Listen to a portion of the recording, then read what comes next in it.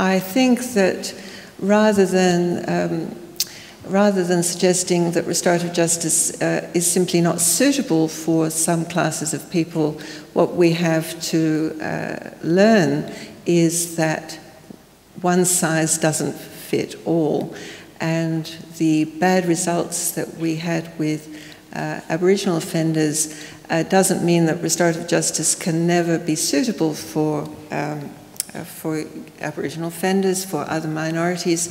What we have to do is go back and look at the mistakes we made in the way in which we implemented the program and the ways in which we violated our own principles about what restorative justice really means. And one of the main things that we mean when we talk about restorative justice is that we have present in these meetings offender supporters who are truly supporters of theirs and whose opinions they respect and they are likely to take notice of in terms of those people's reactions to their offending behaviour. And we simply failed to do that with our Aboriginal young people.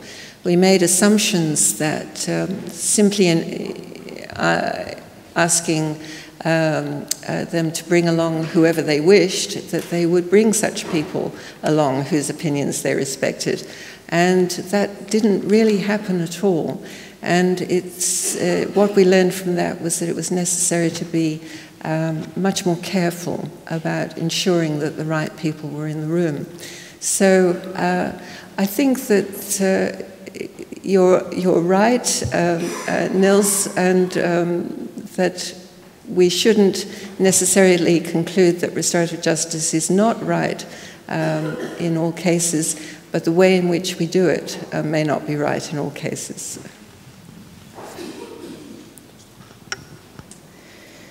Yes, thank you for an interesting presentation. I was just curious about the thing you had this face-to-face conference kind of designed for all studies except for two. Sorry, I didn't hear that. You had this face-to-face conference design except for two studies where the victims were not present. Yes. But how could they be represented then?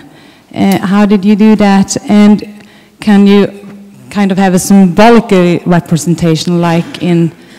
Yeah. Yes. Well, it was difficult because I mean we were experimenting. We wanted to see, because a lot of crime doesn't have victims or identified victims. We wanted to explore what the possibilities were, what the limitations were of restorative justice when there weren't identifiable victims.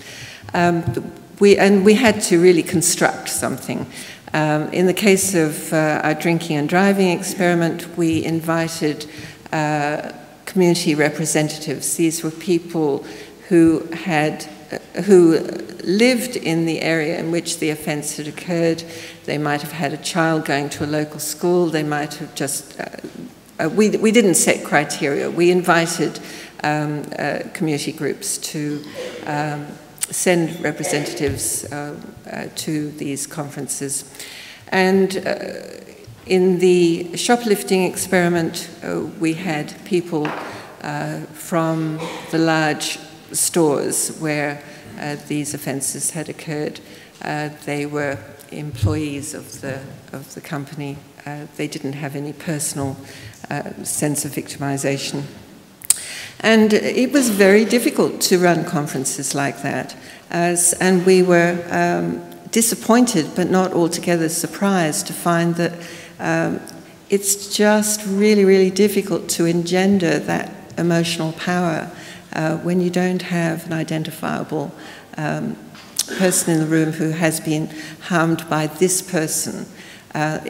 In the drinking and driving experiment, we actually also had a video of a woman whose husband and child had been killed in a drink-driving accident. None of our cases involved any traffic accidents or any harm, physical harm to any individual. They had simply been caught driving while they were over the alcohol limit. And we found that people were very clever at really just saying, well, you know, that's a terrible tragedy for this woman, but I didn't do that, I would never do that, my behavior would never lead to those sorts of consequences. So I think what we learned from these studies was that you really need to have people in the room who've been actually harmed in order to make it a successful event. Da har vi tid til ett spørsmål til, og det går her.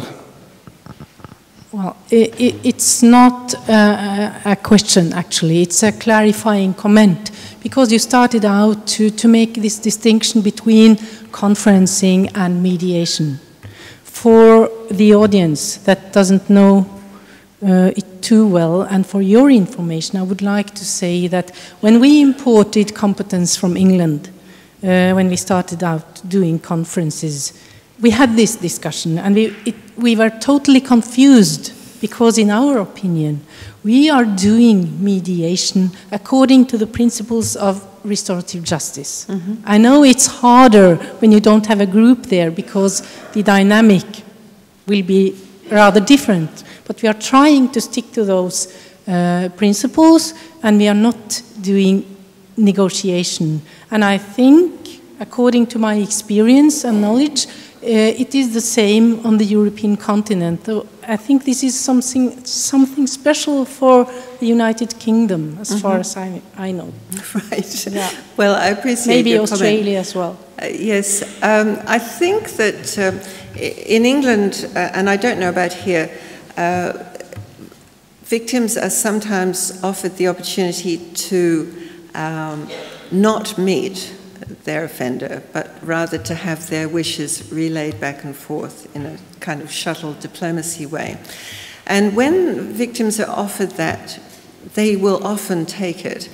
But the research that was conducted by the University of Sheffield across some other programs, as well as our own research, found that when people are offered that alternative and take it, it's rarely as successful.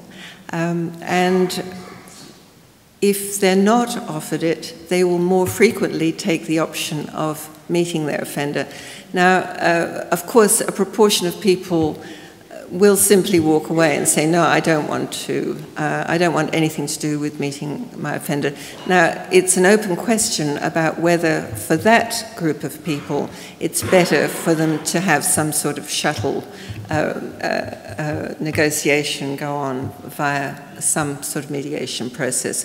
But we do know that when people are not offered that choice, they will much more often agree to accept their offender, accept meeting with their offender, and that does seem to be, without doubt, a much more successful method overall.